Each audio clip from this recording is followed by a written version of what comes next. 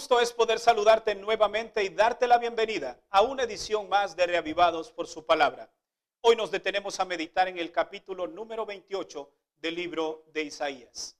La Organización Mundial de la Salud hace la siguiente declaración: el consumo de bebidas alcohólicas en las reuniones sociales es frecuente en muchos lugares del mundo, pero puede tener consecuencias sanitarias y sociales negativas relacionadas con sus propiedades tóxicas y la dependencia que provocan el consumo de estas sustancias.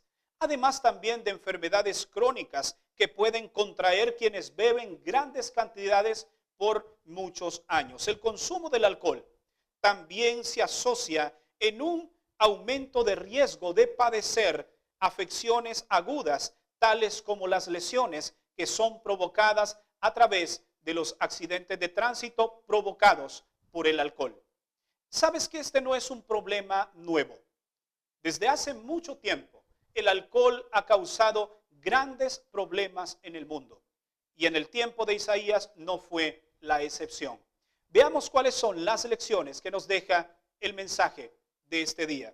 El capítulo de hoy nos presenta un vicio terrible: la ebriedad. Los profetas con frecuencia amonestaron en contra de este mal hábito. Sin embargo, el contexto del capítulo de hoy nos presenta a Isaías amonestando a los líderes religiosos que fueron presas de la terrible enfermedad y el vicio de como lo es la ebriedad. Fue una amonestación a los líderes de aquel entonces del pueblo de Israel. Notemos lo que declara el versículo 7. Pero también estos erraron con vino y con sidra se entontecieron. El sacerdote y el profeta erraron con sidra, fueron trastornados por el vino, se aturdieron con la sidra, y dice que erraron en la visión y tropezaron en el juicio. Notemos la terrible condición del pueblo en aquel entonces. Hasta sus dirigentes habían caído en las terribles garras de la embriaguez. Así era imposible guiar al pueblo y dar las enseñanzas que Dios quería que ellos recibieran. Pablo advirtió acerca de este peligro a los de Éfeso. Recordemos lo que declara Efesios capítulo 5, verso 18. No se emborrachen con vino, sino más bien sean llenos del Espíritu Santo. Podemos decir que estos sacerdotes no estaban llenos del Espíritu Santo, quien es quien da la lucidez y la sabiduría para enseñar. ¿Qué consecuencias experimenta aquel que carece del Espíritu Santo y se deja llevar por la embriaguez del pecado? La consecuencia número 1, pierden la cordura. Estamos hablando en términos espirituales.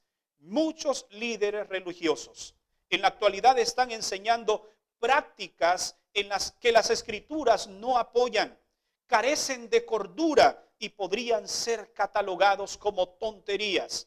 Por ejemplo, manifestaciones de risa por supuestas llenuras del Espíritu Santo. Otra, el saco ungido del pastor.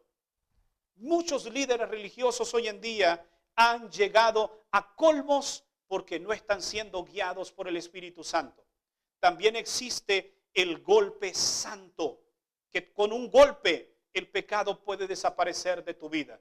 Estas personas sin duda carecen del Espíritu verdadero de Dios.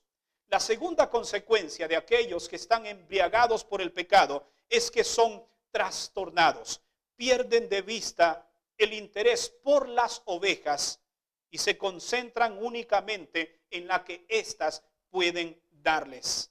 Han sido trastornados por sus deseos egoístas de anhelar crecer en la prosperidad a costas de la manipulación y la ingenuidad de la gente.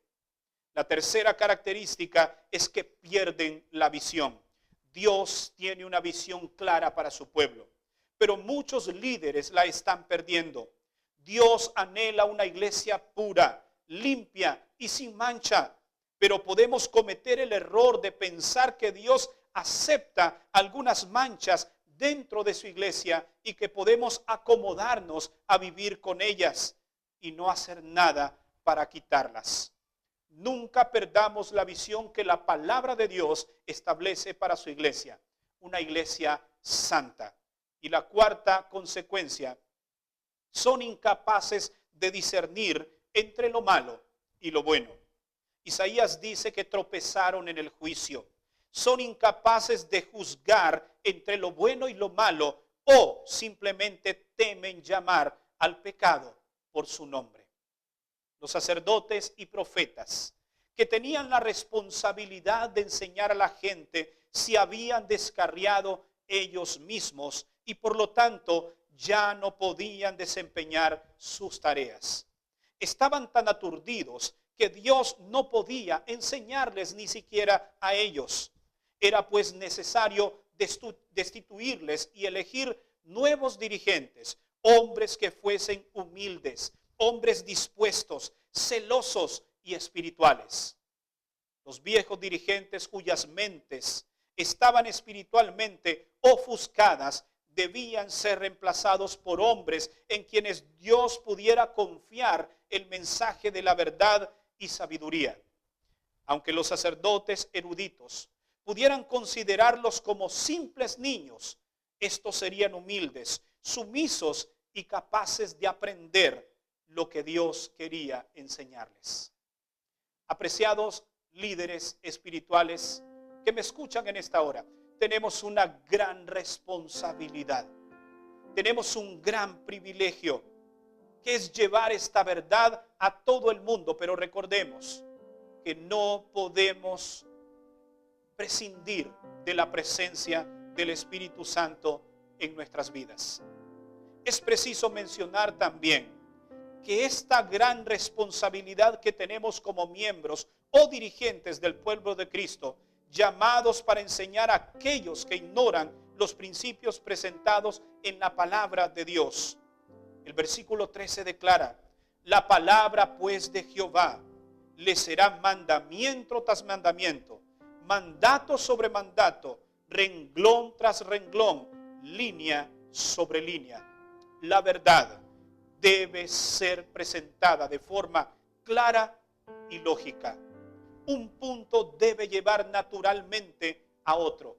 Solamente así los hombres conocerán a fondo la verdad de Dios. Estamos como dirigentes espirituales compartiendo la verdad de Dios con aquellos que no la conocen, o estamos hablando únicamente lo que ellos quieren que nosotros digamos. Sabes que como líder religioso prefiero que me odien por una verdad a que me amen por una mentira. Y hoy estamos llamados a pararnos en la brecha y enseñar a la gente lo que verdaderamente la palabra de Dios dice. Y debemos ser hombres y mujeres que presentan la verdad, inspirados, llenos del Espíritu Santo. ¿Te gustaría ser un líder con estas características? Únicamente poniéndote en las manos de Dios lo podemos lograr. Invito a que inclines tu rostro. Vamos a orar. Padre nuestro, te queremos dar gracias porque un día nos llamaste a ser líderes espirituales en tu iglesia. Qué gran responsabilidad, qué gran privilegio. Ayúdanos a estar a la altura de ese llamado y que cada día seamos inspirados por tu Espíritu para enseñar estas verdades, línea tras línea, renglón tras renglón, sin quitar ni poner absolutamente nada. En el nombre de Jesús oramos. Amén. Gracias por habernos acompañado en el tema de hoy. Recuerda que mañana tenemos nuevamente una cita en una edición más de Reavivados por su palabra. Que Dios te bendiga.